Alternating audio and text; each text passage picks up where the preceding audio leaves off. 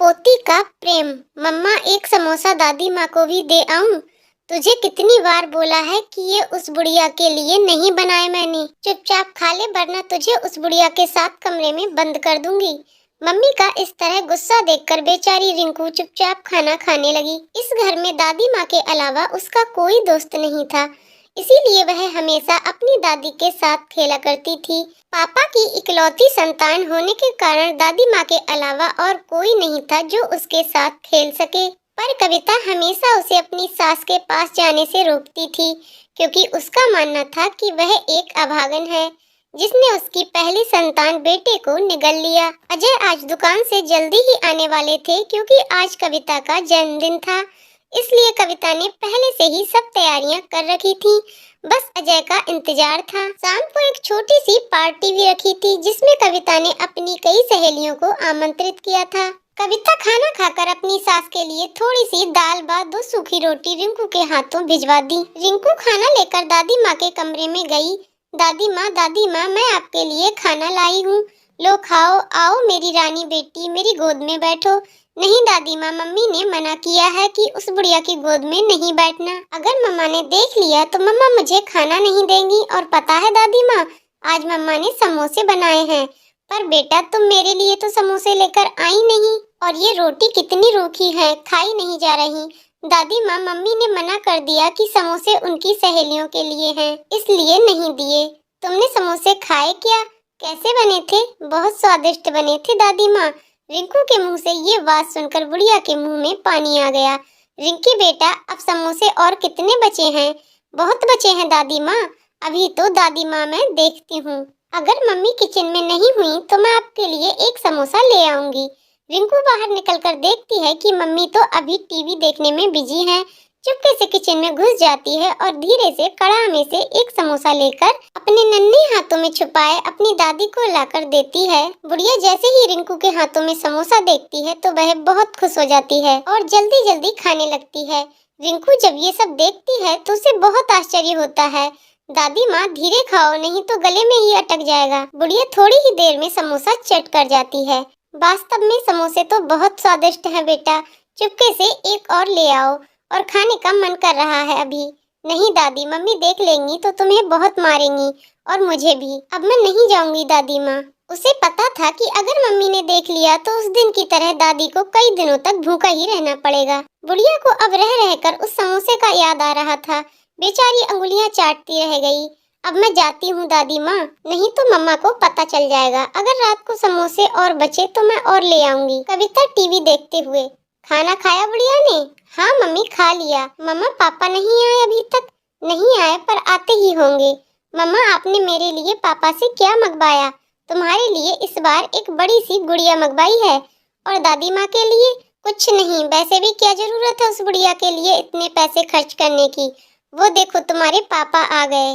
पापा आ गए, पापा आ गए। अजय ने रिंकू को गोद में उठाते हुए, पता है हम तुम्हारे लिए क्या लेकर आए हैं? गुड़िया, ये देखो, बिल्कुल तुम्हारे जैसी सुंदर व तुम्हारे जितनी बड़ी। लाओ, मैं इसे दादी माँ को दिखाकर आती हूँ। दादी माँ, ये देखो, पापा हमारे लिए गुड़िया लेकर आए। देखो कितनी सुंदर है। हाँ, ये तो वाकई में बहुत सुंदर है, बिल्कुल तुम्हारी तरह है। ये लो कविता, तुमने जो मंगाया था सब है, देख लो, कहीं कोई सामान छूट तो नहीं गया। और इसमें 2 साड़ी हैं, एक तुम्हारे लिए व एक माँ के लिए। अजय, माँ को क्या जरूरत है साड़ी की?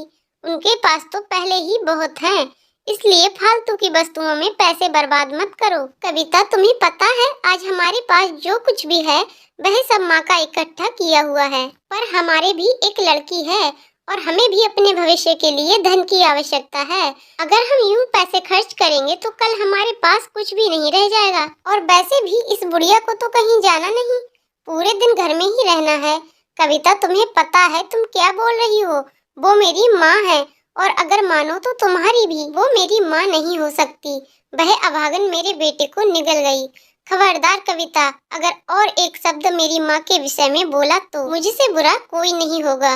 मेरा भी फैसला सुन लो अजय, तुम आज से इस घर में या तो वो बुढ़िया रहेगी या मैं। तुम जा सकती हो, मैं तुम्हारे लिए अपनी माँ को नहीं खो सकता। मैं भी नहीं रहना चाहती अब इस घर में। आओ रिंकू, चलते हैं हम, कभी वापस नहीं आएंगे अब इस घर में। नहीं मम्मा, मुझे नहीं जाना आपके साथ, मुझे दादी माँ के पास ही रहना है। तू भी उस बुढ़िया के साथ रहकर उसकी भाषा बोलने लगी। तो ठीक है, जब शाम को मेरी याद आएगी तब देखना। मम्मा आप मत जाओ प्लीज, मैं किसके साथ सोऊंगी फिर? अपने पापा के पास सोना, मैं जा रही हूँ अब। पापा रोको मम्मी को, नहीं तो वो चली जाएंगी। नहीं बेटा, उसे जाने दो, और अगर चाहो तो तुम भी जा सकते हो। नहीं, मैं दादी माँ को छोड़कर कहीं नहीं जाऊंगी। कविता गुस्से में घर से निकल जाती है और अपने मायके चली जाती है। कविता को गए आज 2 दिन हो गए। दादी माँ को जब ये पता चला तो उन्होंने 2 दिन से खाना पीना भी छोड़ दिया। कविता हमेशा उसे भला बुरा कहती, यहाँ तक कि खाना भी ढंग से नहीं देती। फिर भी उसकी सास उसकी इतनी ज्यादा फिक्र किया करती थी। उसे बहुत बुरा लगा और वह कविता के घर से जाने का सबसे बड़ा कारण अपने आप को मान रही थी। अजय भी कविता के जाने से बहुत दुखी था। उसे भी समझ नहीं आ रहा था कि वह क्या करे। उसने कई बार कविता का फोन ट्राई किया पर उसने नहीं उठाया। अजय बालकनी में आज अकेला बैठा सोच रहा था कि आखिर कविता ऐसा कैसे कर सकती है। उसने तो साथ जीने मरने का वादा किया था। कुछ सोचते हुए अजय अपने अतीत के आगोश में खो गया। उसे अपने कॉलेज वाले दिन याद आने लगे जब कविता उसे पहली बार मिली थी। कितनी अनजान व अजनबी थी वो। भोला मुख, हिरनी सी आंखें व वो उसका यूं शांत स्वभाव, हमेशा दूसरों के लिए जीने वाली। पहली ही बार में अजय उसमें इस तरह खोया कि उसने सबके सामने उसे प्रपोज कर दिया और कविता भी उसके इस साहस को देखकर उसे ना नहीं बोल सकी। कितनी अच्छी थी वो जिंदगी, न कोई गम था, न कोई समस्या और ना ही किसी का कोई दबाव।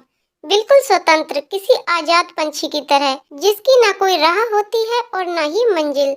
उसे अच्छी तरह याद है जब एक बार कविता के पापा ने उसे अजय के साथ देख लिया, फिर भी उन्होंने उसकी पसंद को ज्यादा महत्व दिया और दोनों की शादी कर दी। पर आज वह क्यों इतना असहाय हो गया था कि किसी बहेलिए के प्राणों द्वारा बिंधे पक्षी की तरह जमीन पर अनाथ पड़ा हो। पापा पापा, मम्मा का फोन आया है, आपसे बात करने को बोला है।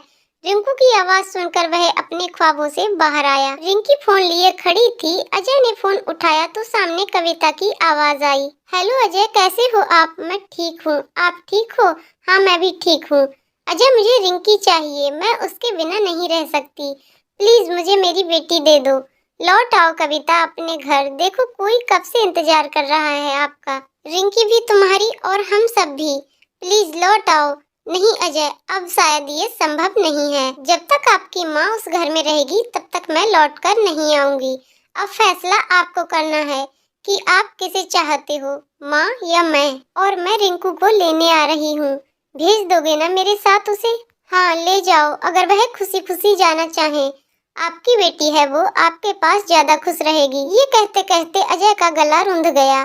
शब्द पता नहीं कहाँ गुम हो गए। अब बहुत ज्यादा टूट चुका था वह।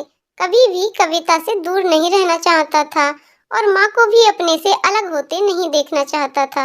उसकी जिंदगी में एक ऐसी शाम होने जा रही थी जिसके बाद सदियों के बाद भी कोई उजाला नजर नहीं आ रहा था। अब उसे फैसला करना था कि उसे अपना भविष्य चाहिए या गुजरा अतीत। एक तरफ उसका अतीत लिए मुंह पर झुर्रियों व बेटे से कुछ अधूरी उम्मीदें लिए उसकी बूढ़ी माँ व दूसरी ओर उसका अपाहिज भविष्य व उसकी प्यारी सी गुड़िया रिंकू को साथ लिए उसकी पत्नी। आखिर करता भी तो वह क्या? न अकेली माँ उसे चाहिए, न ही पत्नी। एक समय था जब उसकी जिंदगी में दूर दूर तक कोई गम का नाम भी नहीं था, पर पता नहीं किसकी नजर लगी उसकी हंसती खेलती जिंदगी को कि नरक से भी बदतर हो गई। अचानक वह उठा और माँ के कमरे की ओर बढ़ा। इससे पहले कि वह माँ से कुछ बोल पाता, माँ बोल पड़ी। क्या हुआ बेटा, किसका फोन था? कविता का फोन था क्या? क्या वो वापस आ रही है? हाँ माँ, वापस आ रही है, पर रहने के लिए नहीं, हमेशा के लिए हमसे दूर होने व रिंकू को ले जाने के लिए। अजय ने कविता के साथ हुई सारी बातें माँ को बता दी। बेचारी बुढ़िया, जिसने कभी सोचा भी नहीं था कि बात यहाँ तक बढ़ जाएगी कि उसे वृद्धाश्रम जाने की नौबत आ जाएगी। अजय की बात सुनकर बेचारी कुछ देर खामोश हो गई। अंत में फैसला किया कि वह वृद्धाश्रम चली जाएगी, पर कभी भी अजय व कविता को अलग नहीं होने देगी। माँ के मुंह से ऐसी बात सुनकर अजय हक्का बक्का रह गया। ये क्या कह रही हो माँ? तुम अपना स्वयं का घर छोड़कर वृद्धाश्रम में जाओगी? और एक अनाथ की जिंदगी जियोगी। मैं ये कभी नहीं होने दूंगा। क्या आप कविता के लिए अपना घर छोड़कर जाओगे?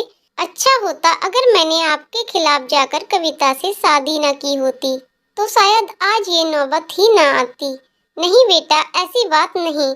कविता तुम्हारी धर्म पत्नी है, आपको उसके बारे में ऐसा नहीं बोलना चाहिए। और रही बात मेरी, तो मेरे पास तो अब बहुत कम समय बचा है, जो वृद्धाश्रम में ही गुजार लूंगी। पर अभी आपकी पूरी जिंदगी शेष है। मेरे जाने के बाद कविता ही एकमात्र सहारा होगी आपका। और वैसे भी मैं कौन सा दुनिया छोड़कर जा रही हूँ। जब कभी भी याद आए मेरी, तो मिलने चले आना। वहाँ पर हर सुविधा भी होगी, नर्स डॉक्टर, आपको भी कोई परेशानी नहीं होगी। और ना ही कविता को। माँ के बहुत ज्यादा समझाने पर अजय मान गया और माँ को वृद्धाश्रम छोड़ने के लिए तैयार हो गया। दूसरे दिन माँ का सारा सामान पैक कर अजय माँ को न चाहते हुए भी उनकी जिद के कारण वृद्धाश्रम छोड़ आया। कविता को जब ये पता चला तो वह बहुत खुश हुई कि अब उसे उस घर में कोई समस्या नहीं होगी और वह अपने ससुराल वापस लौट आई। पर अब अजय में वो पहले वाली बात नहीं रह गई थी।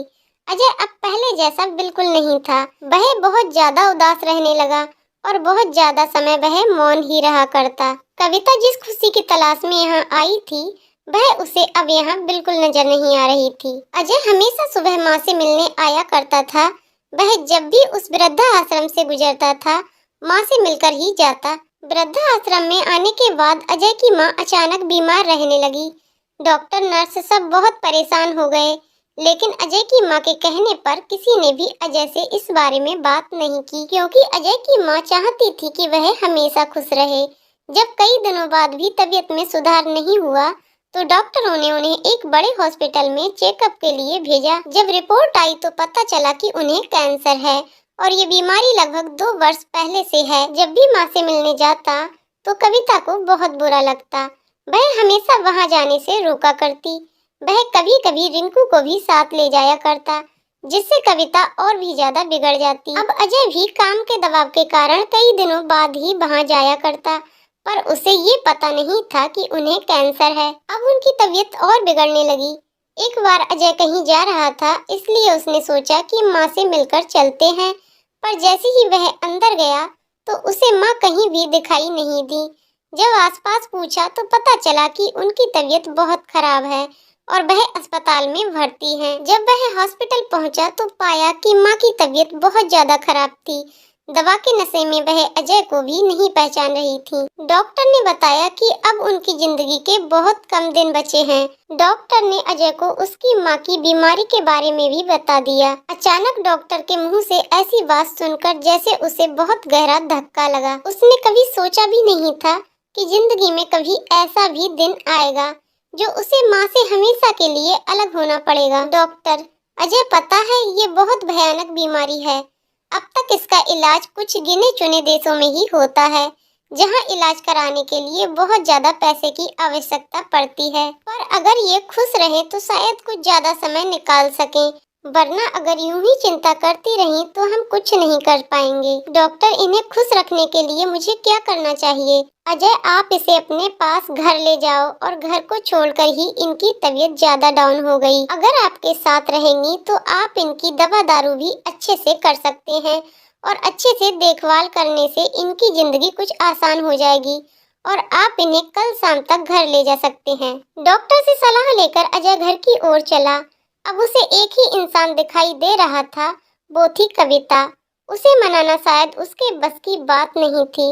उसे अच्छी तरह पता था कि वह इसके लिए कभी नहीं मानेगी, पर अगर माँ को घर नहीं लाया गया तो बहुत बड़ी अनहोनी हो जाएगी।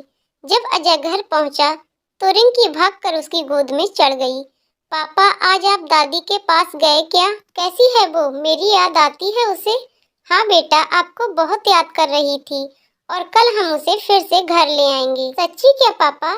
हाँ सच्ची। अजय जब कविता के पास गया तो वह खाना बना रही थी। कैसी हो कविता? मैं ठीक हूँ अजय, आप ठीक हो ना? नहीं कविता, मैं ठीक नहीं हूँ। पता है, आज मैं अम्मा से मिलकर आया। उनकी तबीयत बहुत खराब है, उन्हें कैंसर है।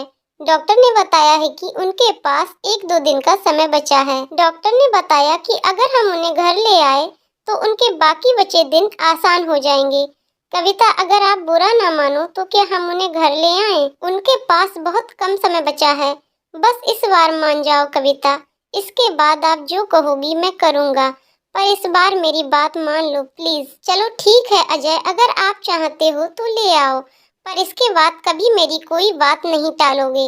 हाँ बिल्कुल कविता। कविता के मुख से ऐसी बात सुनकर अजय को बहुत ज्यादा अचरज हुआ, पर खैर जो भी हो अच्छा ही होगा। ये सोचकर गॉड को धन्यवाद कहा और माँ को लाने के लिए सुबह का इंतजार करने लगा।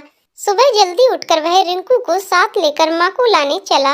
आज वह बहुत खुश था, अपने सब दुख दर्द भूल गया था। वह तो ये भी भूल गया था कि जल्द ही उसकी माँ उसे हमेशा के लिए अकेला छोड़कर अलविदा कह जाएगी। रिंकू को साथ लिए वह उस हॉस्पिटल पहुंचा, पर जैसे ही वह माँ के कमरे की तरफ बढ़ा, उसके होश उड़ गए। आंखों के आगे अंधेरा सा छा गया और आंखों में आंसुओं का समंदर उमड़ आया। उसकी माँ अब तक उनसे बहुत दूर जा चुकी थी, हमेशा के लिए उन्हें छोड़कर, प्यारी रिंकू को छोड़कर। आज कविता की भी समस्या हल हो चुकी थी। अब वह कभी भी अपना घर छोड़कर नहीं जाएगी। डॉक्टर ने बताया कि रात को उनकी तबीयत बहुत ज्यादा खराब हो गई और जोरदार खांसी के साथ रक्तस्राव होने लगा और देखते ही देखते उनकी सांसें उखड़ गईं। तो दोस्तों, आपको कहानी कैसी लगी कमेंट करके जरूर बताइएगा। कहानी पसंद आई तो वीडियो को लाइक शेयर करें और चैनल को सब्सक्राइब करें। वीडियो को पूरा देखने के लिए बहुत बहुत धन्यवाद दोस्तों।